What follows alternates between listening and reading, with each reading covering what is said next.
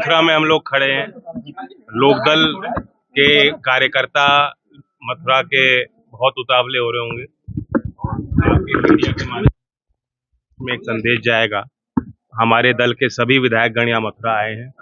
महत्वपूर्ण हमने बातचीत किए हैं जो आगामी राज्यसभा चुनाव है उस संबंध में, और सभी विधायक एक मत पार्टी के निर्णय के साथ। इधर जा रहा है रालोद। अब ये सवाल पूछने का मुझे लग नहीं रहा कोई मसालेदार सवाल पूछो, ये तो तय हो चुकी बात। ये तो सर्वविदित हो गया। इंडिया के साथ या एनडीए के साथ? इंडिया में तो नहीं है हम। इंडिया छोड़ने का प्रमुख कारण क्या बताएंगे जब। नहीं ऐसी कुछ जानकारी राहुल गांधी के में क्या कहेंगे आप?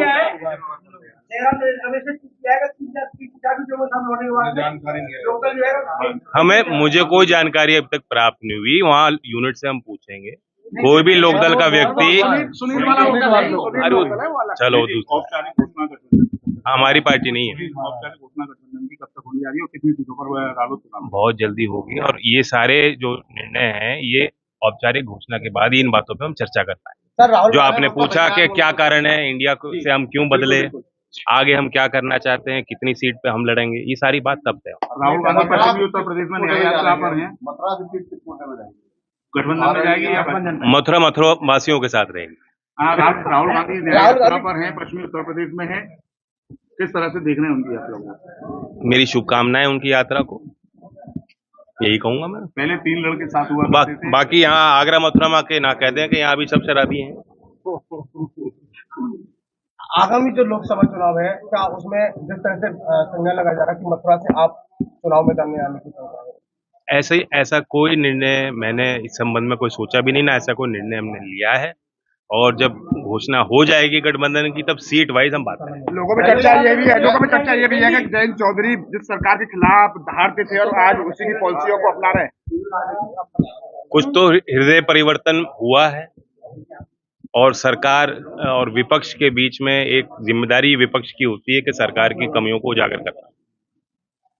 वही हमारी नैतिकता थी।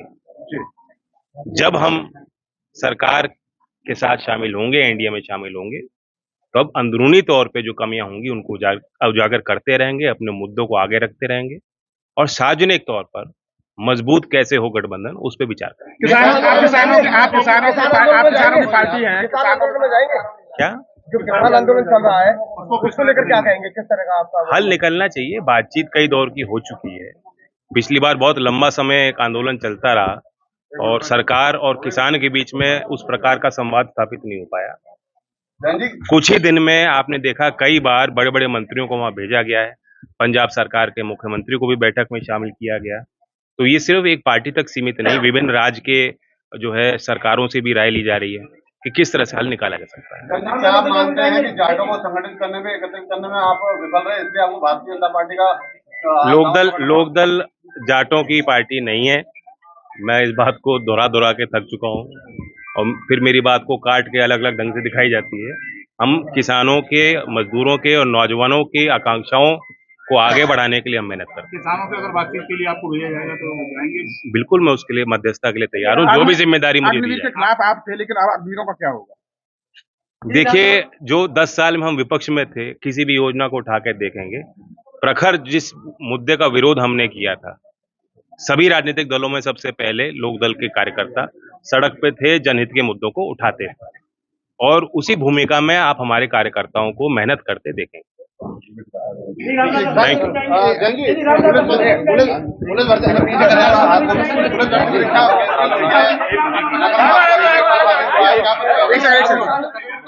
हो गया भाई, क्या करोगे पवन?